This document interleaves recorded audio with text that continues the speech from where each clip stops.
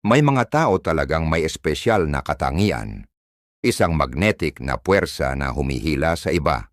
Isang enerhiya na pumupuno sa kwarto bago pa sila magsalita. Ang malakas na presensya na ito ay hindi mahika o swerte. Ito ay ang iyong aura na gumagana. Ang hindi nakikitang larangan ng enerhiya na nakapaligid sa iyo ay maaaring magsabi ng marami tungkol sa kung sino ka, kahit na manahimik ka.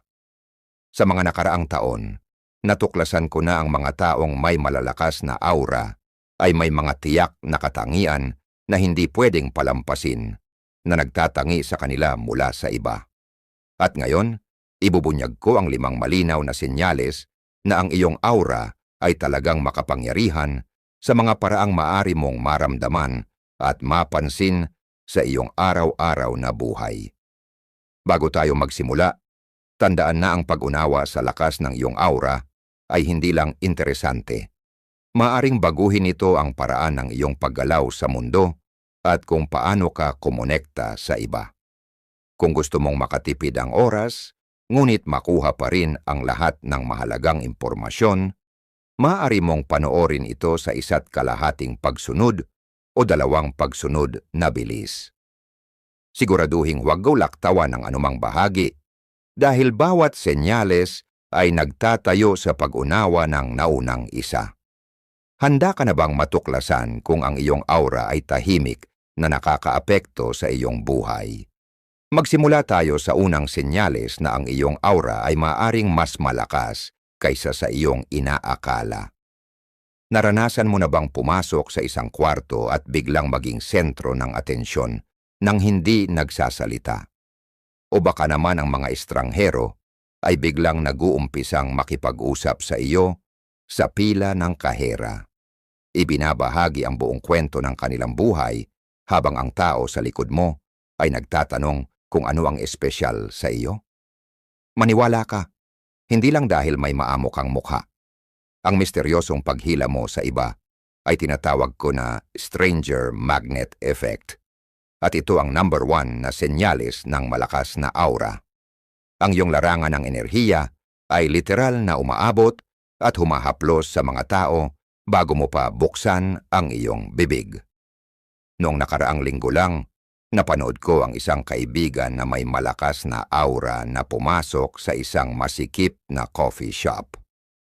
Sa loob ng ilang minuto, 3 magkaibang tao na ang humiling na makishare sa mesa niya at binigyan siya ng barista ng libreng pastry. Walang dahilan kundi ang pagiging siya. Hindi naman naka-fancy dress ang kaibigan ko o may ginagawa siyang espesyal.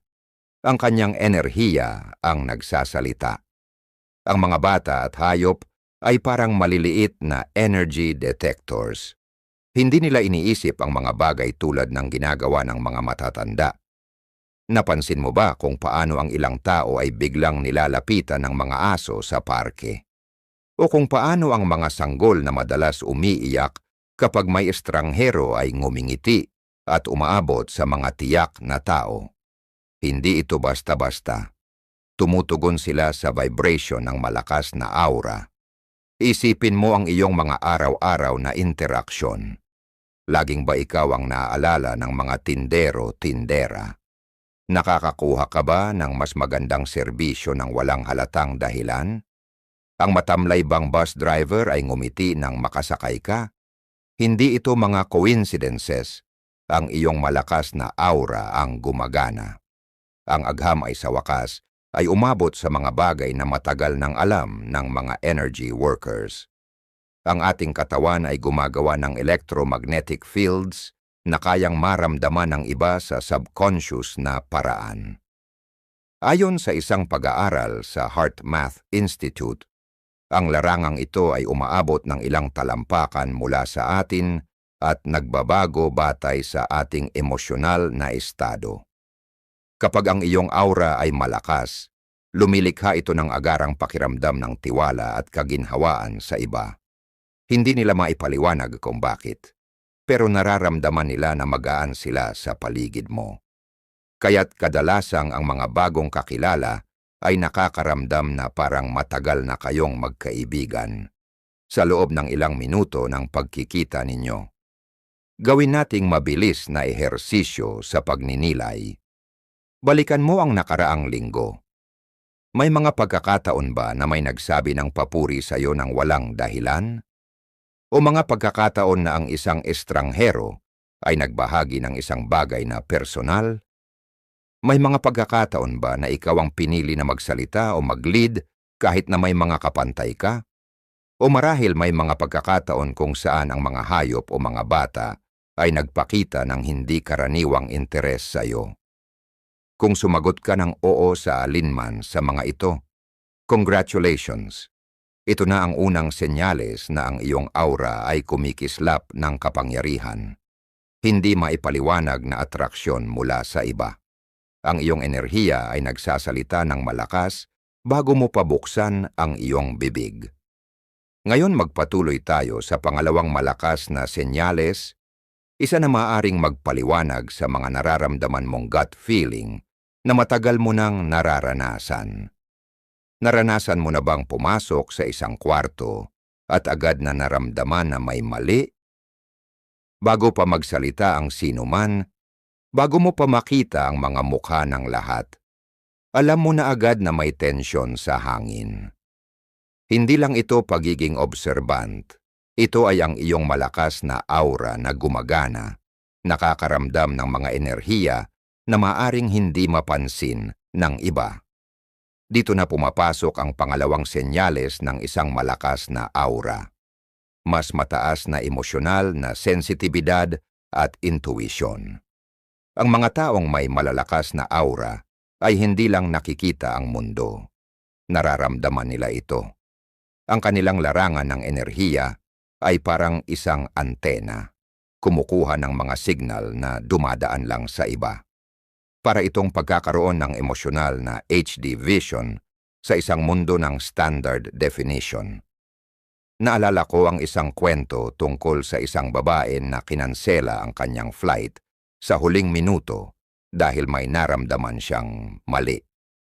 Inisip ng mga kaibigan niya na siya'y nagiging drama queen hanggang sa malaman nila na may malubhang issue sa makina ang eroplano at na-delay ito ng ilang oras. Hindi niya kayang ipaliwanag ng lohikal ang kanyang desisyon. Alam lang niya, ang mataas na sensitibidad na ito ay hindi palaging komportable. Isipin mo ang mga pagkakataon na nasa isang mataong mall o abalang restaurant ka at bigla kang nakaramdam ng pagod o pagkabahala ng walang dahilan. Iyon ay dahil ang iyong malakas na aura ay sumisipsip ng lahat ng emosyonal na enerhiya sa paligid mo, mabuti man o masama. Kaya naman ang mga taong may malalakas na aura ay madalas na kailangan magprotekta laban sa mga tinatawag ng mga energy workers na energy vampires, ang mga tao na iniwan ka ng lubos na drained pagkatapos mong makipag-ugnayan sa kanila. Ang iyong maliwanag malakas na aura ay parang buffet para sa isang tao na ubos ang enerhiya at sila ay di kusang kumakain mula sa iyong vibrance.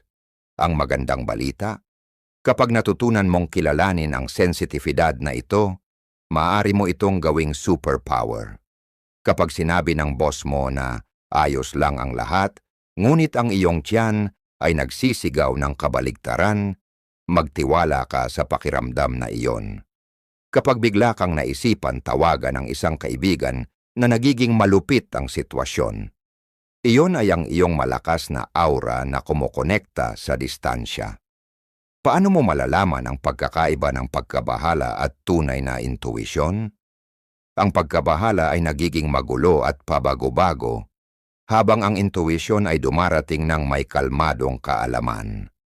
Ang pagkabahala ay nagtatanong ng paano kung ng 100 beses, samantalang ang intuisyon ay simpleng nagsasabi, ito na. Maaari mong paunlarin pa ang sensitibidad na ito sa pamamagitan ng simpleng mindfulness. Simulan sa pagkuha ng 3 malalalim na hininga bago pumasok sa anumang bagong kapaligiran. Huminto at itanong sa iyong sarili, ano ang nararamdaman ko dito na hindi sa akin? Ang simpleng pagsasanay na ito ay magpapatala sa iyong likas na malakas na kakayahan sa intuwisyon. Habang higit mong pinapahalagahan ang mga pakiramdam na ito, lalakas sila. Parang pag-eehersisyo ng isang kalamnan. Lumalakas ang iyong intuwisyon habang ginagamit mo ito. Kung tumango ka habang binabasa ito, at laging may kamalayan sa mga undercurrents at enerhiya na hindi napapansin ng iba, ito ay isang malinaw na indikasyon na ang iyong aura ay labis na makapangyarihan. At kung gusto mo ang mga insight na ito at nais pang ng mas marami, ito na ang perpektong oras upang pindutin ang subscribe button. Marahil ang iyong intuwisyon na ang nagutos na gawin ito, di ba? Ngayon, ipagpatuloy natin ang ating paglalakbay patungo sa pangatlong senyales na ang iyong aura ay talagang kakaiba. Ang hindi nakikita ay nagiging nakikita kapag alam natin kung ano ang hahanapin. Ang iyong malakas na aura ay hindi lang umiiral sa isang mistikal na lugar. Nagdudulot ito ng mga tunay na pisikal na epekto sa mundo sa paligid mo na maaari mong aktwal na masaksihan. Ang pangatlong senyalis ng isang malakas na aura ay marahil ang pinakakahanga-hanga. Mga pisikal na manifestasyon na maaaring mapansin ng iba. Naranasan mo na bang magkaroon ng kakaibang karanasan kung saan ang mga street lights ay namamatay kapag dumaan ka sa ilalim nila? O baka naman ang iyong relo ay huminto sa paggana ng walang dahilan at magsimula ulit kapag may ibang tao ang humawak dito. Hindi lang ito mga kakaibang coincidences o sira-sirang elektronikong gamit. Ang mga ito ay ang iyong energy field na nakikipag-ugnayan sa pisikal na mundo sa kamangha-manghang paraan. Ang mga taong may pambihirang malalakas na aura ay madalas mag-ulat na ang mga elektronikong aparato ay nagka-malfunction sa paligid nila. Ang baterya ng kanilang cellphone ay nauubos ng mas mabilis kaysa normal. Ang mga computer ay nagyeyelo kapag sila ay naging emosyonal. Ang mga light bulb ay kumikislap o kaya naman ay nasisira kapag sila ay pumasok sa isang kwarto. Nangyayari ito dahil ang iyong malakas na electromagnetic field ay talagang nakikialam sa mga electrical currents. Literal na ang iyong enerhiya ay masyadong malakas para sa mga regular na circuits. Isa pang tanda ay ang mga pagbabago sa temperatura. Madalas bang magsabi ang mga kaibigan mo na ikaw ay kakaibang init sa katawan, kahit na sa mga malamig na silid? O baka naman lagi nilang binabanggit na nararamdaman nila ang isang mainit na alon kapag pumasok ka sa kanilang espasyo. Ang iyong enerhiyang panginginig ay sobrang taas na. Talagang nag-generate ito ng init na nararamdaman ng iba. Napansin mo ba na minsan ay bigla kang magkakaroon ng goosebumps kahit walang nakakatakot o malamig na nangyayari? Ayon sa mga researcher sa University of California, ang mga ganitong spontaneous na pilomotor response ay kadalasang nauugnay sa mga sandali ng mataas na emosyonal o psychic na sensitibidad. Literal na tumutugon ang iyong katawan sa mga pagbabago ng enerhiya na na-detect ng iyong malakas na aura. Ang agham sa likod nito ay talagang kahanga-hanga. Ang bawat katawan ng tao ay nag-generate ng isang bioelectric field, ngunit ang mga taong may malalakas na aura ay gumagawa ng mga field na mas malakas ang lakas. Sa mga laboratorio, nakarecord ang mga researcher ng mga electromagnetic fluctuations gamit ang mga espesyal na kagamitan tulad ng Kirlian photography at GDV na nangangahulugang gas discharge visualization cameras. Isang energy healer na nakatrabaho ko ang makakapekto sa mga compass needles. Kapag siya ay nasa malalim na meditasyon, ang magnetic field sa paligid ng kanyang katawan ay nagiging sobrang lakas na pansamantalang nangingibabaw sa magnetic pull ng Earth.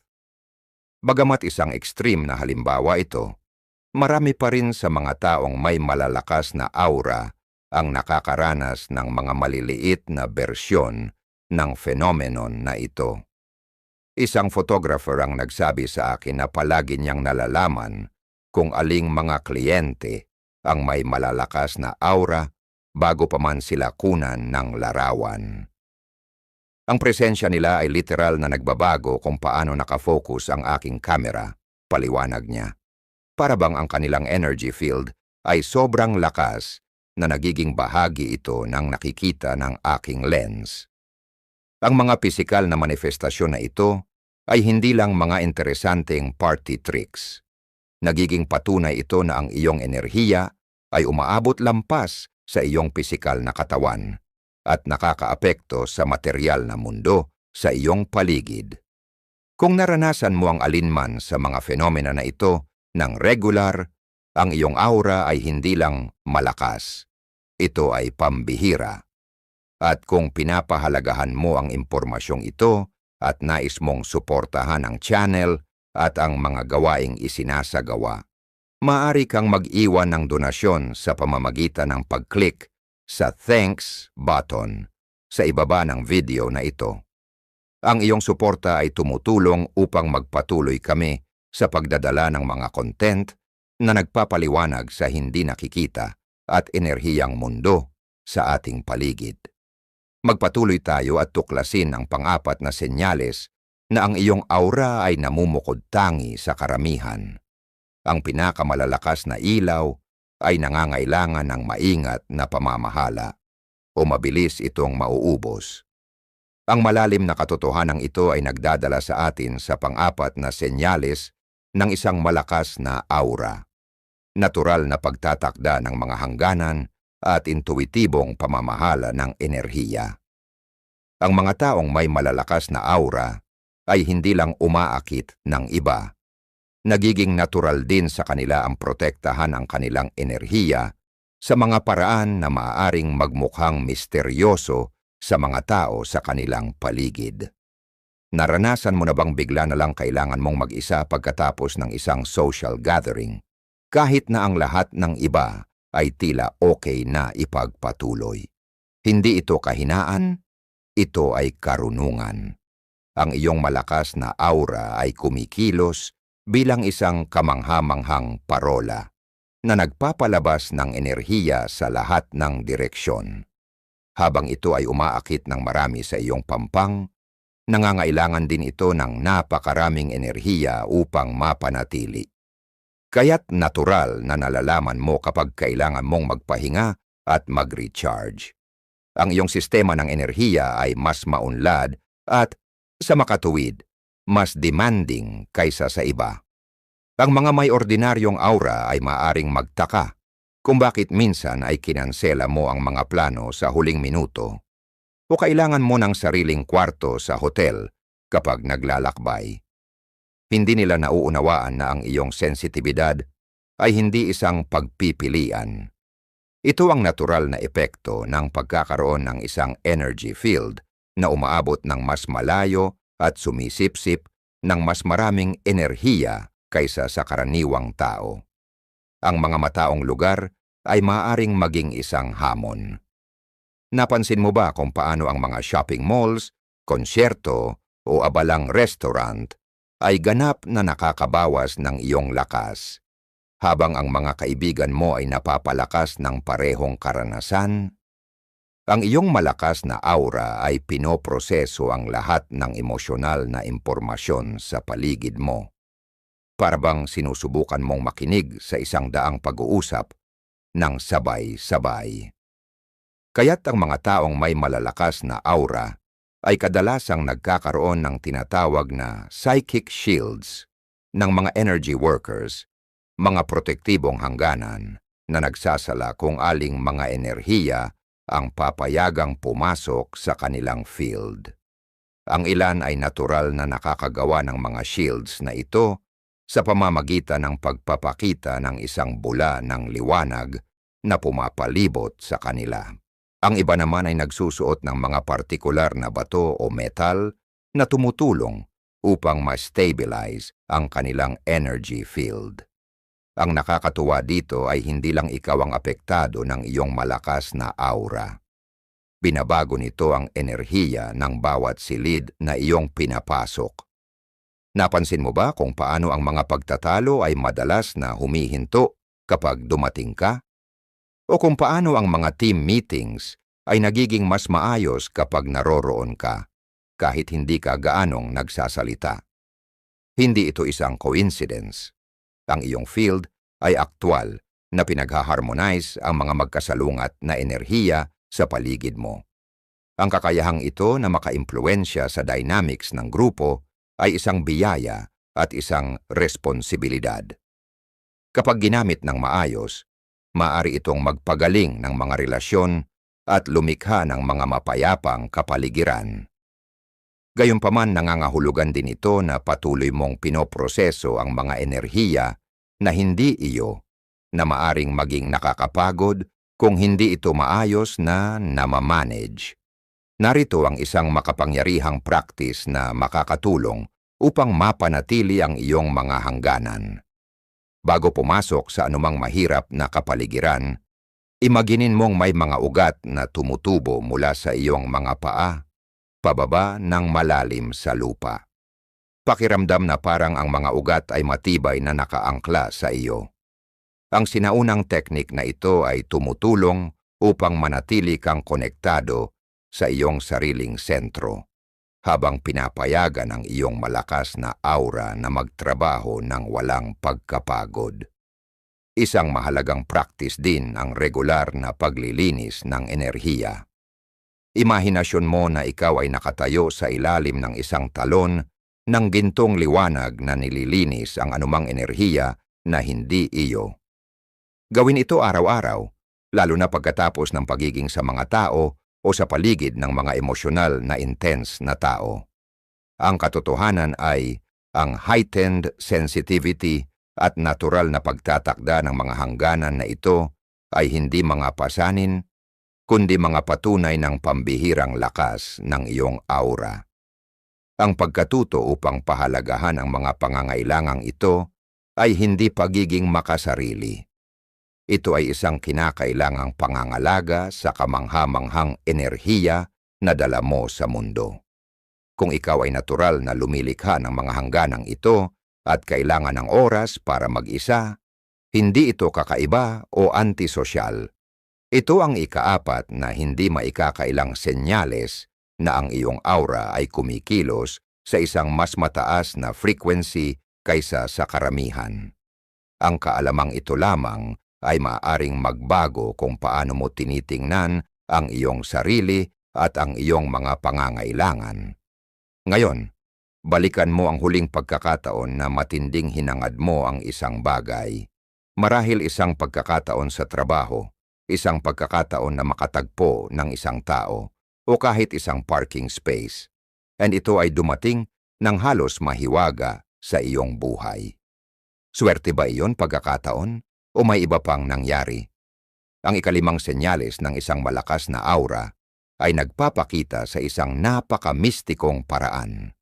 Ang pinahusay na kakayahan sa pag-manifest at madalas na mga synchronicities.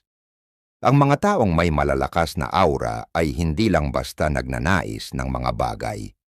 Hindi nila namamalayan, ngunit utos nila sa universo na mag-reorganize ng sarili nito ayon sa kanilang mga intensyon. Ang kanilang energy field ay nagiging isang malikhaing puwersa na nagpapabilis sa proseso ng manifestation sa mga paraang tila halos milagroso sa iba. Maglaan ng sandali upang magnilay-nilay tungkol sa iyong sariling buhay. Napansin mo ba ang mga pattern ng makabuluhang coincidences na hindi kayang ipaliwanag ng random na pagkakataon? Marahil naisip mo ang isang matagal ng kaibigan at tinawagan kanila ilang minuto lang pagkatapos o kailangan mo ng partikular na impormasyon at isang aklat na may eksaktong kaalaman na iyon ay nahulog mula sa isang istante malapit sa iyo. Hindi lang ito mga maswerteng aksidente. Ang mga ito ay ang iyong malakas na aura na binabago ang realidad upang tumugma sa iyong panloob na pangangailangan. Ang mga bagay na maaring ituring ng iba bilang swerte, malamang ay nararanasan mo ng regular. Ang mga oportunidad sa trabaho ay dumating eksaktong kapag kailangan mo sila. Ang perpektong apartment ay nagiging available tuwing magtatapos ang iyong kontrata. Ang eksaktong eksperto na kailangan mo upang lutasin ang isang problema ay hindi inaasahang makikita mo sa tamang panahon. Nangyayari ito dahil ang iyong energetic field ay umaabot ng mas malayo sa quantum realm kaysa sa karamihan ng mga tao. Ang mga siyentipiko ay nagsisimula pa lamang na maunawaan kung paano maaring makaapekto ang kamalayan ng tao sa mga quantum particles, ang mga building blocks ng ating realidad. Ang iyong malakas na aura ay sa katunayan ay nagbabroadcast ng iyong mga intensyon sa subatomic na antas, na lumilikha ng mga ripple effects na nagiging synchronicities sa iyong araw-araw na buhay. Ang mga taong may malalakas na aura ay madalas makaranas ng tinatawag ni Carl Jung na makabuluhang coincidences sa isang rate na lumalampas sa statistical probability. Maaring mapansin mong paulit-ulit ang mga sequence ng numero tulad ng 111 o 404. Ang mga mensahero ng hayop ay maaaring magpakita sa mga makabuluhang sandali. Maging ang mga lyrics ng kanta sa radyo ay tila direktang tumutugon sa eksaktong tanong na nasa iyong isipan. Ang mga pangarap ay nagkakaroon din ng espesyal na kahalagahan. Naranasan mo na bang mangarap ng mga pangyayari bago pa sila mangyari o nakatanggap ng mga malikhaing solusyon sa mga problema habang natutulog? Ang iyong malakas na aura ay patuloy na gumagana kahit sa oras ng pagtulog, ina-access ang impormasyon na lampas sa normal na kamalayan at ibinabalik ito para sa iyong gising na isipan. Ang kakayahan sa manifestation na ito ay hindi lang passive. Maaari mo itong gamitin ng kusa. Kapag nakatuon ang iyong mga intensyon ng may emosyon at kalinawan, ang iyong malakas na energy field ay nagiging parang laser na dumadaan sa normal na mga timeline upang magbigay ng mga resulta ng mas mabilis kaysa sa makatarungan. Subukan ang simpleng teknik na ito bago matulog mamaya. Malinaw na visualisahin ang isang partikular na bagay na nais mong maranasan bukas. Damhin ang mga emosyon ng pagkakaroon nito. Ang iyong malakas na aura ay gagana habang natutulog ka. Inaayos ang mga posibilidad upang gawing mas malamang ang manifestasyon ng bisyon na ito. Magsimula ng isang synchronicity journal. Kapag may nangyaring makabuluhang coincidences, isulat ito. Sa paglipas ng panahon, magsisimula kang mapansin ang mga pattern na magpapakita kung paano nakikipag-ugnayan ang iyong natatanging energy field sa mundo sa paligid mo. Ang ibang tao ay nakakaranas ng madaling manifestasyon sa mga partikular na tema, mga relasyon, pera, o mga oportunidad sa pagkamalikhain, habang ang ibang mga larangan ay nangangailangan ng mas tutok na intensyon.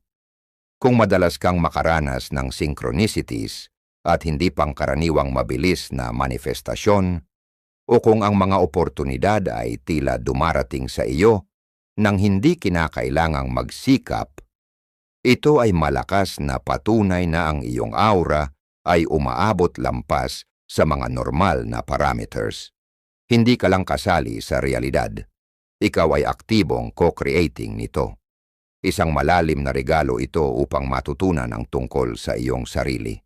At isang malaking responsibilidad na gamitin ang kapangyarihang ito ng may kamalayan at para sa pinakamataas na kabutihan. Habang tinatapos natin ang ating paglalakbay sa 5 hindi maikakailang senyales ng isang malakas na aura, magnetikong atraksyon, mataas na intuwisyon, pisikal na manifestasyon, natural na pagtatakda ng boundaries, at pabilis na manifestasyon na kakayahan, Alalahanin na hindi ito mga nakatakdang katangian, kundi mga kasanayan na maaring paunlarin at patibayin. Ang iyong aura ay parang isang kalamnan. Habang binibigyan mo ito ng mas maraming pansin, lalo itong lumalakas. Subukan ang 3 simpleng pang-araw-araw na practices. Una, maglaan ng 5 minuto upang visualisahin ang iyong energy field na kumikinang ng maliwanag sa paligid mo. Pangalawa, ilagay ang iyong mga kamay sa iyong puso at magtakda ng malinaw na intensyon tuwing umaga. Pangatlo, magpahinga mula sa teknolohiya upang i-reset ang iyong natural na electric field.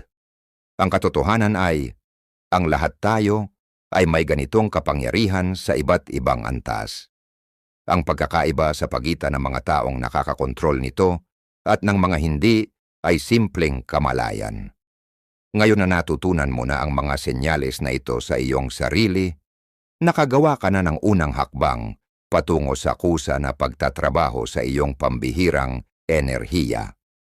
Noong una, pinabayaan ko ang mga senyales na ito sa aking sarili, tinanggihan ito bilang imahinasyon o coincidence.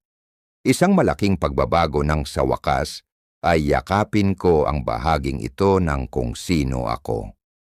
Huwag mong gawing parehong pagkakamali na tanggihan ang iyong mga natural na regalo kapag malinaw na ipinapakita sa iyo ang mga ito. Nais kong marinig ang iyong mga karanasan sa mga komento sa ibaba. Alin sa mga senyales na ito ang pinaka-nag-resonate sa iyo? Bago ka umalis, ang algorithm ay pumili ng isa pang video na partikular para sa iyo na magpapalawak sa mga tinalakay natin ngayon. I-click mo na ito. Malamang alam na ng iyong malakas na intuition na ito ay naglalaman ng eksaktong kailangan mong marinig sunod.